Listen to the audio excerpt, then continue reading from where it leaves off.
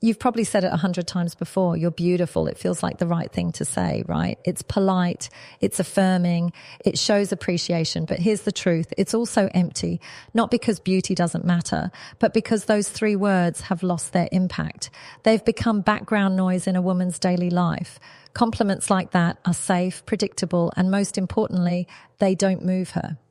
What you need to understand is that desire isn't born in the obvious. It's born in the unspoken, the unexpected, the psychologically loaded spaces between words, the ones that reach under her skin and make her feel seen in a way she doesn't even fully understand. When a man tells a woman, "You're beautiful," what he is often doing unconsciously is placing her on a pedestal, hoping to be rewarded for noticing what every other man has already seen. She knows she's beautiful. She's been told since she was 12. She doesn't need another man reminding her. She needs a man who sees what others don't.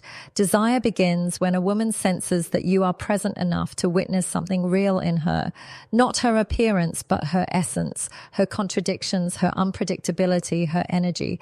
That's where arousal lives for women, not in how much praise they get, but in how deeply they feel seen. So what do you say instead?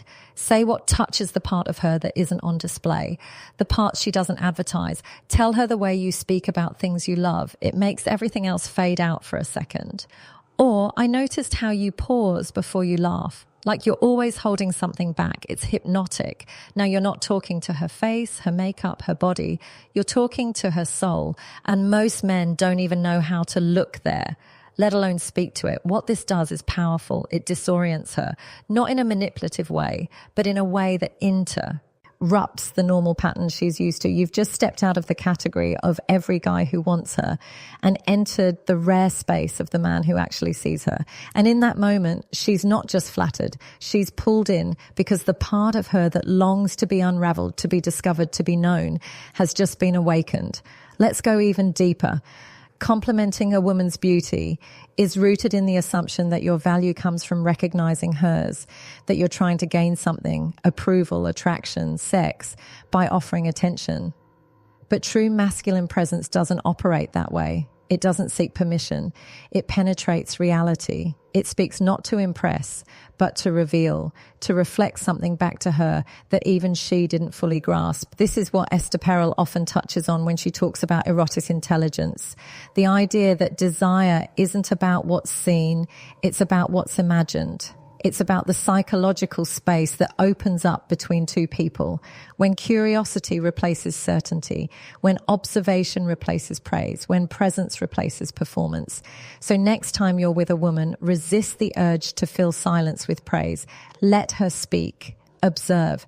Listen not just to her words, but to how she says them, her rhythm, her tone, the shift in her eyes, and then speak from that place. There's something about the way you hesitate before you answer. It tells me you think more deeply than you let on. That sentence does more for her arousal than 1,000 "you're so gorgeous" comments ever could. Why? Because it requires your presence to notice. It presents real grounded, embodied attention is the one thing most men are too distracted, too performative, or too insecure to offer. It's not that saying you're beautiful is wrong. It's that it's insufficient, it's surface level, it's lazy, and deep down women know it. What she wants is to be felt, not just seen. She wants to be engaged like a mystery, not a trophy. A force, not a feature. So change the script. Step out of autopilot. Speak to her in a way that touches what's hidden. Let her feel like you're tuning into something subtle, something sacred, not just scanning her for what's obvious. That's when desire starts to build. That's when she begins to lean in. And that's when she starts imagining what it would feel like to be fully opened by a man who actually understands the language of her inner world. Because in the end, it's not your words that get under her skin. It's your attention, sharpened, specific, and fearless, that does. We often think of desire as something physical, a spark, a look, a touch. And while that may be true for many men, for most women, desire is something much more layered. It's emotional, psychological, even existential. It's not about what you look like or what you say at face value. It's about how you make her feel about herself when she's in your presence. And that feeling, when it's emotionally charged and deeply intimate, is what opens the door to physical longing. So if you're walking into a conversation thinking the goal is to be charming, impressive, or seductive, you're already missing the point. Women don't want charm. They want connection. And what turns them on more than your words is the feeling behind your words, the attention, the curiosity, the emotional courage to be real. This is where most men get it wrong. They think sexuality is about performing, being the alpha, being bold. But what creates true arousal in a woman is emotional depth. The kind of energy that says, I'm here, I'm grounded, and I'm not afraid of who you are underneath the surface. That's the masculine presence that draws her in, not the man who rushes to prove his worth, but the one who calmly witnesses her complexity and holds space for it. It starts with your language. Are you saying things that reflect observation, on and presence, or are you just throwing out compliments and hoping one sticks? Think about the difference between saying you look amazing in that dress versus there's something about the way you carry yourself when you're comfortable, like your energy fills the whole room without trying. One is surface level approval. The other is emotional precision. And precision is seductive because here's what no one tells you. Women are not craving validation. They are craving relevance. They want to feel relevant to you, not just as a body, but as a force.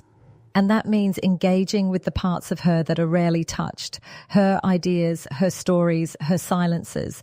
When you say something that reflects that you've actually been listening, you unlock a part of her that most men never get close to.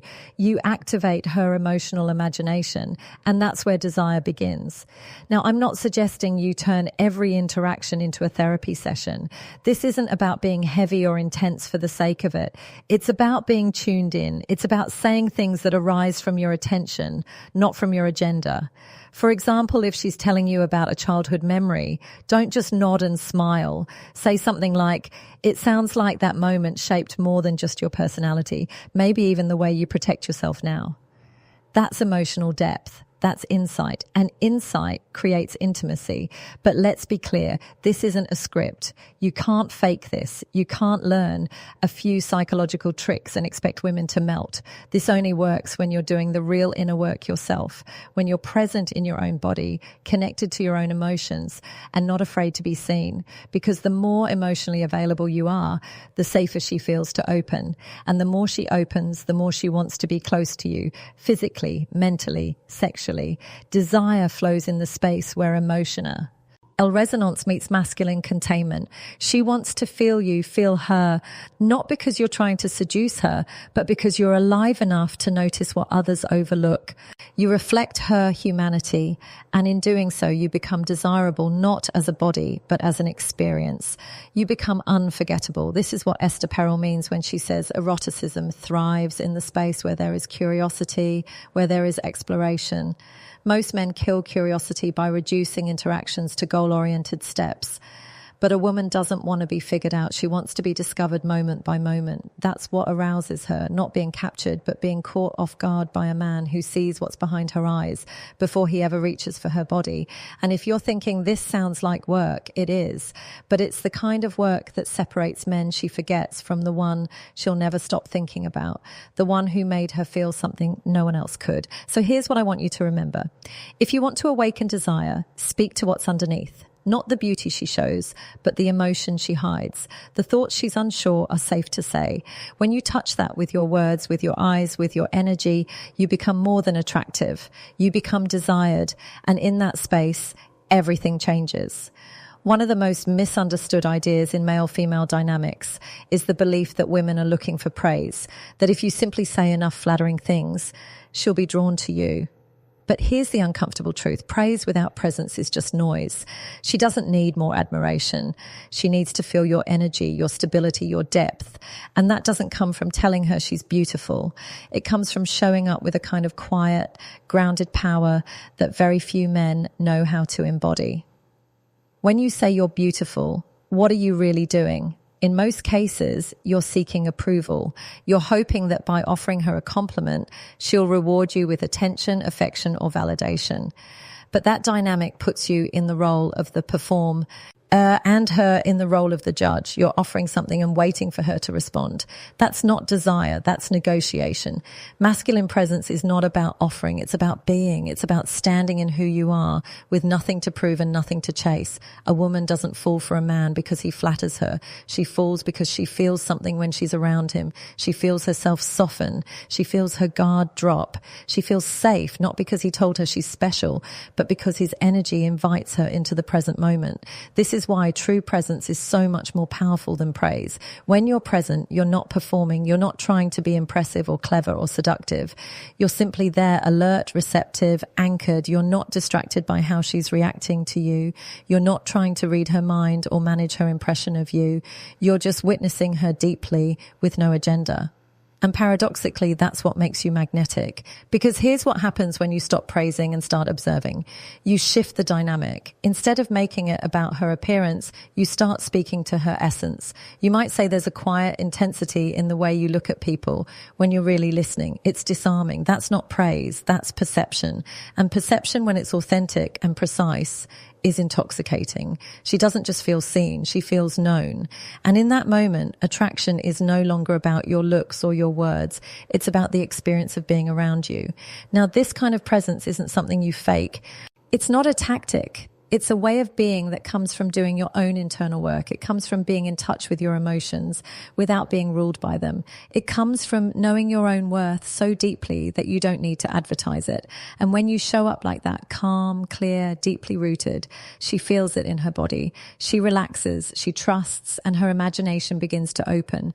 What many men don't realize is that women are constantly scanning for emotional safety. Not safety in the obvious sense, but safety in the deeper sense. Can she express herself without being judged? Can she be raw or silly or intense and not have you flinch? Can she surrender to her own desire without feeling like she's being used? These questions are being answered by your energy long before she says a word. And that's why words alone are never enough. You can say all the right things, but if your energy says, I need something from you, she'll feel it and she'll back away. But if your presence says, I'm here and I don't need to take anything, I just want to witness what's real, she will be drawn to you with a force she can't explain.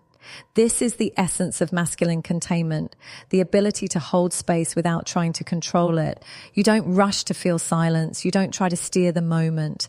You let things unfold. And that patience, that stillness is what allows her to feel safe enough to come toward you, not because you pushed, but because you pulled her in, not with effort, but with essence. So stop reaching for praise. Stop defaulting to compliments. Let your words come from observation, not performance. Let your energy do the heavy lifting. Because when a woman feels your presence, when she senses your depth, when she experiences you as a man who's not trying to impress her but to understand her, that's when the game changes. And here's what you need to remember. A woman doesn't crave a man who tells her she's beautiful. She craves a man who makes her feel irresistible simply by the way he sees her. Be that man